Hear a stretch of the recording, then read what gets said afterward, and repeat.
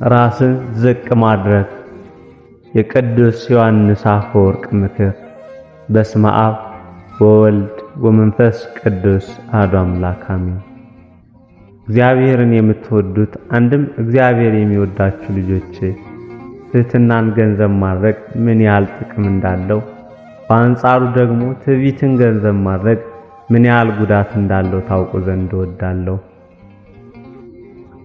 ምንም ያህል ምግባር ትሩፋት ቢኖረን ብንጾም፣ አስራት በኩራት ብናወጣ፣ ሌላም ብዙ ምግባራትን ብናደርግ፣ ትሕትና ግን ከሌለን ከንቱ ነን ብዬ ነግራችኋለሁ። ምንም ያህል ኃጥአን ሳለን ነገር ግን የተሰበረ ልቡና ካለን፣ በምግባር በትሩፋት አሸብርቀው ሳለ ትዕቢተኞች ከሆኑ ሰዎች ይልቅ በእግዚአብሔር ዘንድ ተወዳጅ ነን ብዬ ነግራችኋለሁ። ከቀራጩ በላይ ማን ኃጢአተኛ ነበር? ነገር ግን ይህ ኃጢአተኛ ሰው ዓይኑን ወደ ሰማይ ቀና አድርጎ ሊያይ ባለመውደዱ በምትመሰገንበት በቤተ መቅደስ መቆም የማይቻለኝ ኃጥእ ነኝ በማለቱ ከማይቀማው፣ ከማይበድለው፣ ከማያመነዝረው፣ በሳምንት ሁልጊዜ ከሚጾመው፣ ከገንዘቡ ሁሉ አስራት ከሚያወጣው ፈሪሳዊ ይልቅ በእግዚአብሔር ዘንድ ባለሟልነትን አገኘ። ይህስ እንዴት ሊሆን ቻለ? ይህን ያህል ምግባር ትሩፋትን ገንዘብ አድርጎ የነበረው ፈሪሳዊ የክፋት ሁሉ ስር የሆነውን ትዕቢት በልቦናው አኑሮ ስለነበር ነው ብዬ በእውነት እነግራችኋለሁ። ብፁዕ ጳውሎስም ይህን በማስመልከት ሲናገር፣ ነገር ግን እያንዳንዱ የገዛ ራሱን ሥራ ይፈትን፣ ከዚያም በኋላ ስለሌላው ሰው ያልሆነ ስለ ራሱ ብቻ የሚመካበትን ያገኛል። ፈሪሳዊ ግን ይህን አላደረገም። ይልቁንም ሌላውን ሰው ሁሉ እየኮነነ በሕይወት ካለ ሰው ይልቅም እጅግ ጻድቅ እርሱ ብቻ እንደሆነ እያሰበ ወደ ቤተ መቅደሱ መጣ እንጂ ይህ ፈሪሳዊ ራሱን ያነጻጸረው ከ10 ወይም ከ5 ወይም ከ2 ወይም ከ1 ሰው ብቻ አይደለም።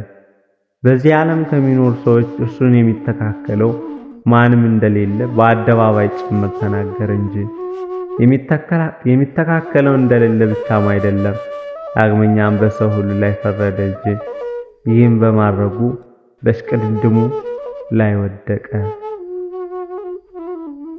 ብዙ ዕቃዎች የጫነች መርከብ ብዙ አስቸጋሪ የሚባሉ ማዕበላትን ተሻግራ ከወደቡ ጫፍ ልትደርስ ጥቂት ብቻ ሲቀራት ከአለት ጋር ተላትማ እንደምትሰምጥና ጭነው የነበረው ሁሉ እንዳልነበር እንደሚሆን ሁሉ ይህ መንፈሳዊ ብዙ ከጾመ ሌላ ብዙ በጎ ምግባራትን ከያዘ በኋላ አንደበቱን ባለመግዛቱ ምክንያት የነበረውን ሀብተ ሥጋ ሀብተ ነፍስ ሁሉ አጣ።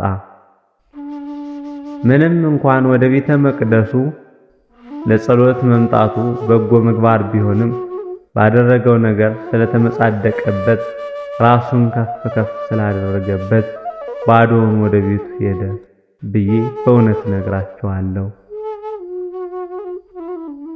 እጅግ የምወዳችሁ ልጆቼ ሆይ ምንም ያህል የምግባር ማማ ላይ ብንወጣም ከሁሉም ይልቅ ጎስቋሎች እንደሆን ልናስብ ይገባናል።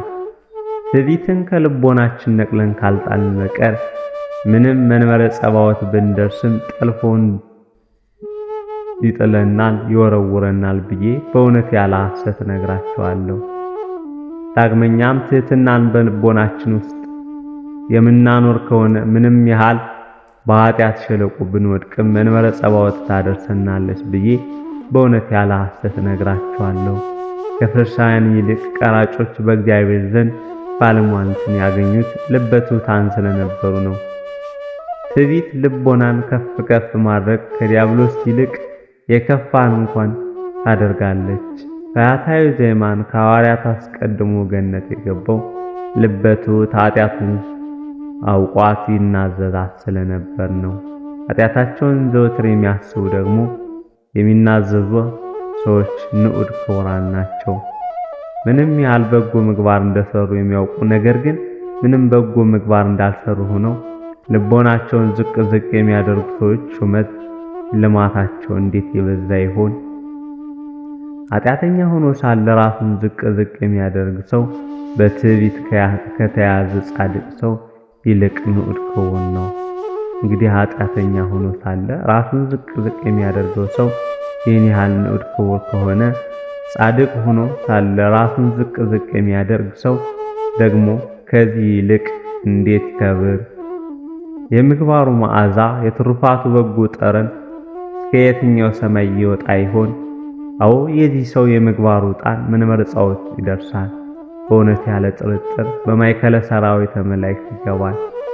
ከዚህ ሁሉ በተቃራኒ በበጎ ምግባር ያጌጠ ሰው ትዕቢተኛ በመሆኑ ብቻ ይህን ያህል ጉዳት የሚመጣበት ከሆነ በኃጢአት አዘቅት ተዘፍቆ ሳለ ትዕቢትን የሚጨምሩ ሰዎች እንደምን ይዋረዱ ይሆን? የምወዳችሁ ልጆቼ ይህን ሁሉ የምላችሁ በጎ ማድረግ እንችልን ዘንድ አይደለም። ከሁሉ አስቀድመን ልቦናን ከፍ ከፍ ማድረግ አስወግደን ልበ ትሑታን እንሆን ዘንድ ስለምሻ ነው እንጂ። ትሕትና የጥበብ ሁሉ መሰረት ናት። ምንም ያህል በጎ ምግባር ቢኖረን ምጽዋትም ቢሆን ጸሎትም ቢሆን ጾምም ቢሆን ሌላም ብዙ ምግባራት ቢኖረን የእነዚህ ምግባራት መሰረት የሚሆን ትሕትናን ካልያዝን ቤታችን በአሸዋ እንደተሰራ ቤት ከንቱ የከንቱ ነው። ወስብሐት ለእግዚአብሔር ወለወላዲቱ ድንግል ወለመስቀሉ ክቡር አሜን።